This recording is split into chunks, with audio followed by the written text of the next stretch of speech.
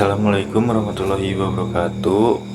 Kenalkeun abdi Rijal Abdullah di kelas 11 IPS 3 yen dina waktos ieu simkuring bade ngadugikeun warta tentang pemilihan pemilu 2024.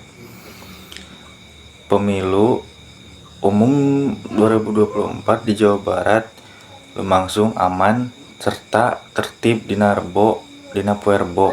Warga antusias ngagunakeun hak pilihna pikeun milih calon legislatif jeung presiden anyar. Kepala KPU Jawa Barat nyebutkeun yen tingkat partisipasi pemilih tahun ieu leuwih luhur batan pemilih samemehna. Proses pemungutan suara oge lumangsung lancar tanpa insiden serius. Di sabaraha TPS panitia nyayogikeun fasilitas tambahan pikeun ngabantosan warga lansia serta dipabel supaya bisa milih kalian nyaman.